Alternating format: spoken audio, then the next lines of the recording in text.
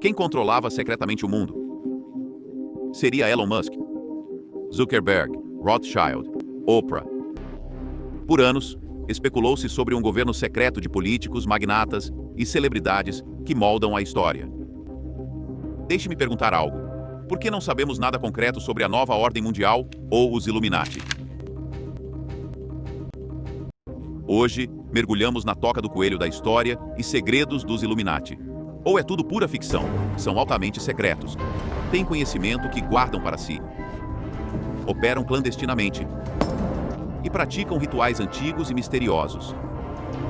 São sociedades secretas. Hoje, os Illuminati são vistos como um grupo fictício que controla a ordem mundial e vigia secretamente as ações dos líderes globais.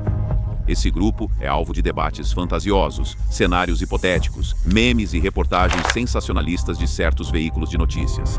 E claro, tem aquela música da Madonna, mas às vezes as pessoas exageram. E as dúvidas se transformam num dossiê completo de teorias da conspiração. Em 2014, Katy Perry cantou Dark Horse com estética egípcia e um site noticiou: sacerdotisa Illuminati faz ritual na frente do mundo. Ex-cantora gospel, Katy Perry enfrentou polêmicas e rumores em sua carreira de sucesso. Mas as coisas ficam ainda mais loucas com o Beatle Sir Paul McCartney. Por 60 anos, circulam rumores de que os Illuminati raptaram o verdadeiro Paul McCartney e o substituíram por um DJ canadense parecido. O sósia foi treinado para cantar e agir como Paul. Esses boatos ressurgiram décadas depois, quando Paul McCartney e Michael Jackson brigaram pelos direitos do catálogo dos Beatles. Curiosamente, Michael Jackson foi apontado como líder dos Illuminati e também como alguém que resistiu a se juntar ao grupo. Sua morte prematura também foi atribuída aos Illuminati em fóruns da internet. Por outro lado, Paul McCartney nunca negou ou tentou desmentir os rumores de ser um sósia. Beyoncé e Rihanna foram aclamadas como rainha e princesa da organização secreta, respectivamente. E Katy Perry disse que, se tal organização existe, adoraria receber um convite.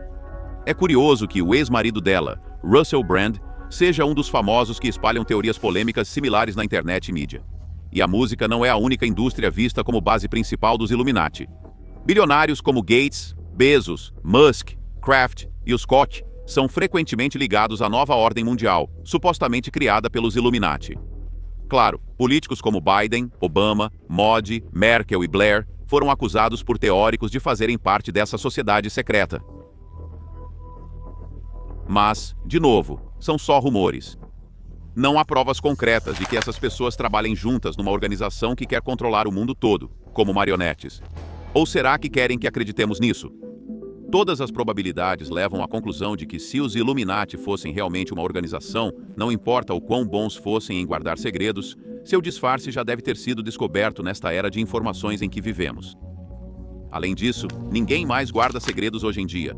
Porém, pode-se dizer que a organização clandestina exagera as evidências para parecer ridícula e se manter nas sombras. Se uma organização influencia nossa sociedade, seria poderoso controlar sua própria narrativa e mídia. Mas como sabemos que os Illuminati existem? Por que é possível que não haja apenas um Illuminati, mas dois? As sociedades secretas são um berço do mal? Elas são o tema de inúmeras teorias da conspiração. São acusadas de buscar um objetivo sinistro: dominar o mundo. Talvez, como muitos afirmam, já o dominem, uma brincadeira elaborada ou um conluio vaidoso. Uma sociedade secreta chamada Illuminati existiu, mas isso foi há séculos atrás, quando um professor alemão, Adam Weishaupt, para questionar a influência da religião num sistema baseado no nepotismo, decidiu desafiar o status quo, fundando uma sociedade em 1776, para inspirar as massas a usar a razão e denunciar a religião e a monarquia. Apesar de fundada na era do Iluminismo, a sociedade secreta destinada a iluminar o mundo durou pouco. Agora, falaremos sobre sua queda em breve. Mas como uma sociedade efêmera e falha virou preocupação duradoura por séculos? Sociedades secretas eram um caldeirão para cabeças quentes, revolucionários, pessoas com ideias incomuns que podiam se expressar em sua fraternidade sem sofrer perseguição, pessoas que também podiam discutir e experimentar coisas, talvez em pequena escala. Isso era um grande motivo para se juntar a uma sociedade secreta. era um dos principais motivos para ingressar numa sociedade secreta.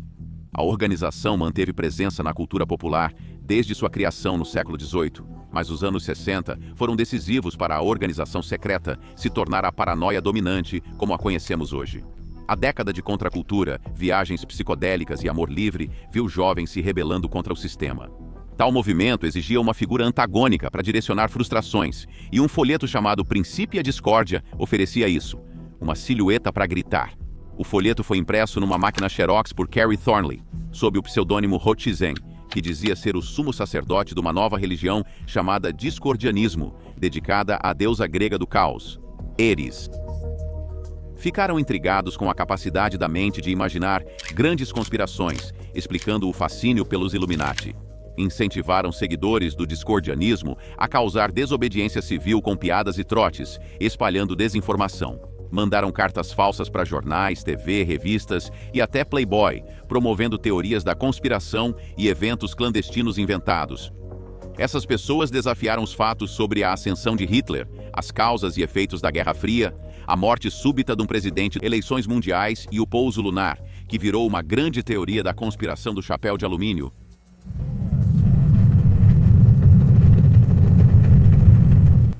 É um pequeno passo para o homem.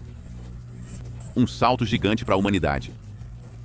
Nos anos 70, dois discordianos, Robert Anton Wilson e Robert Shea, transformaram essas supostas histórias em uma trilogia de ficção científica chamada Illuminatis.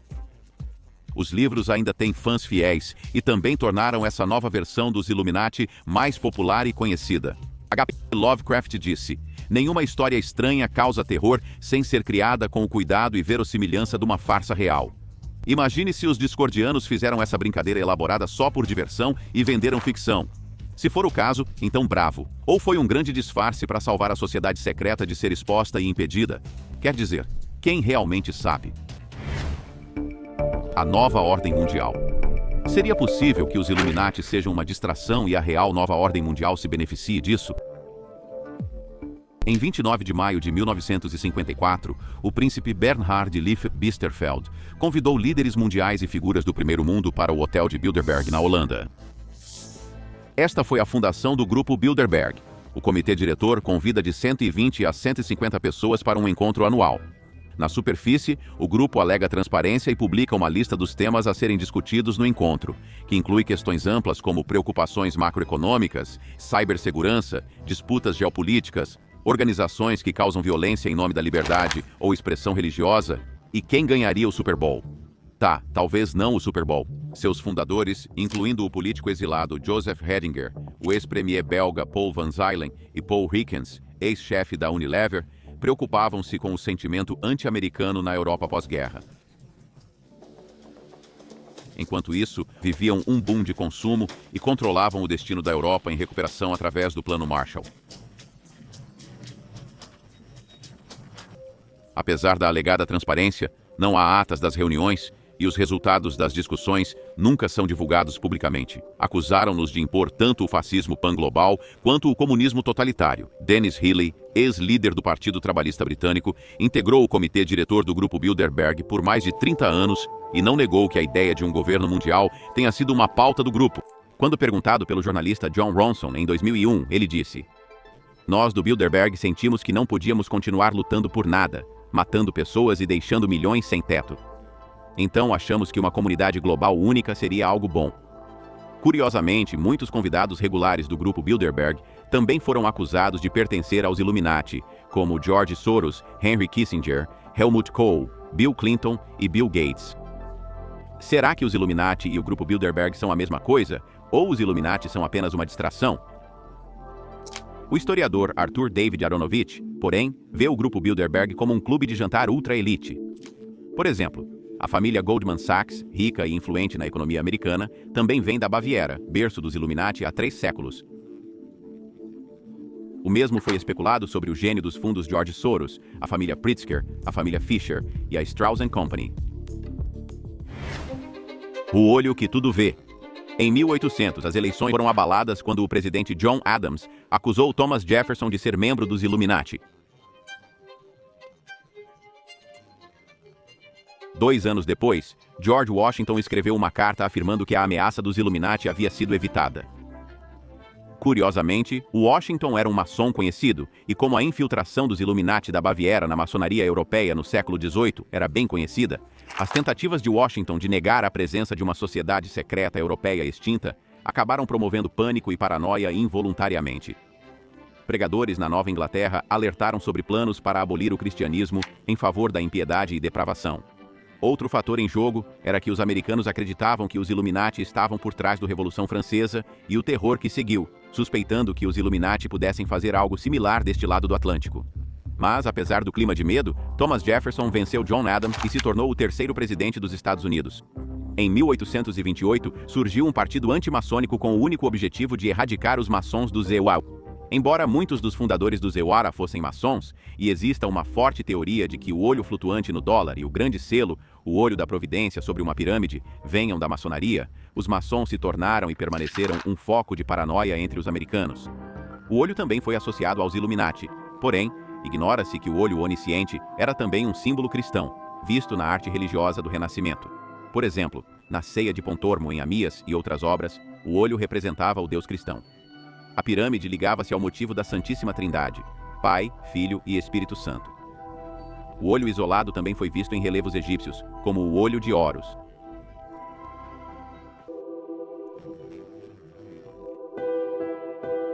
Adam Weishaupt, dos Illuminati da Baviera, ficaria chocado com a visão moderna do grupo.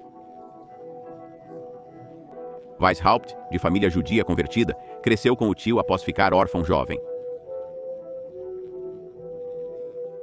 Formado por jesuítas, virou professor de direito na Universidade de Ingolstadt, Baviera. Era uma carreira convencional e seus compatriotas não imaginavam que ele planejava virar a sociedade de cabeça para baixo. Weishaupt foi muito influenciado pelos filósofos iluministas franceses e tinha uma mente inquieta. A Baviera era muito conservadora e católica na época, e Weishaupt via religião e monarquia como obstáculos ao progresso humano. Ele sentiu o chamado para encontrar outra forma de iluminar os europeus, o que o levou aos maçons. A maçonaria expandia-se gradualmente pela Europa nesse período, tornando-se refúgio para livres pensadores. Porém, Weishaupt discordava dos maçons, e inspirado por temas esotéricos, como o mistério dos 7 sábios de Mênfis e a Cabala, formou sua própria sociedade secreta com 4 amigos próximos. Ele escreveu que não era contra a religião, mas sim contra o preconceito e as restrições às virtudes que a acompanham. A Ordem dos Illuminati era representada pela coruja de Minerva, símbolo da sabedoria, e um emblema com um ponto num círculo, simbolizando o olho que tudo vê, mas não representava Deus, e sim um super-iluminato vigiando os níveis inferiores. O Credo Illuminati. Em 1º de maio de 1776, os fundadores se reuniram para criar a sociedade secreta e estabelecer as regras da ordem. Candidatos à admissão precisavam do consentimento dos membros, boa reputação, conexões sociais e possivelmente riqueza. No início, a ordem tinha 3 níveis: noviços, minervais e minervais iluminados. Em 1782, o número de membros chegou a 600, mas nos anos seguintes foi reduzido. No início, os Illuminati não confiavam em ninguém com mais de 30 anos e recrutavam principalmente maçons. Eram jovens insatisfeitos que se sentiam marginalizados pelos membros mais velhos da maçonaria. Barão von Koenig, Goethe, Herder e Nicolai eram os maiores nomes dos Illuminati, chamados perfectibilistas. Cada membro adotava um nome da história ou mitologia. Weishaupt escolheu o nome Spartacus. Como o gladiador rebelde de Roma, recrutas forneciam nomes de parentes, amigos e até inimigos. Pediam sugestões de novos membros como num esquema de pirâmide. Supostamente, eles também deviam jurar defender os objetivos da sociedade, sob pena de morte. Após 3 anos como noviço, o membro devia obedecer aos superiores com uma espada apontada ao peito. As 3 classes de membros se dividem em 13 graus de iniciação. Mas a popularidade trouxe fanatismo e logo tratavam Weishaupt como um messias, chamando-o de rei. Weishaupt se tornou aquilo que jurara destruir. A queda de Ícaro. Conforme a sociedade crescia, as ambições dos fundadores também, mas nem sempre alinhadas. A sociedade implodia, Massenhausen e Koenig saíram, e segundo registros, Zwack distorceu seu propósito. O denunciante era Joseph Utschneider. político provavelmente intimidado por outros Illuminati e forçado a espionar a duquesa Maria Ana. Mas Joseph decidiu expor a sociedade secreta à Grã-Duquesa da Baviera, levando o duque a proibir sociedades secretas em 1785. Durante as prisões dos membros, disse que a polícia bávara achou documentos comprometedores, questionando pecados e religião, planos para um ramo feminino, receitas de tinta invisível e instruções para procedimentos médicos proibidos.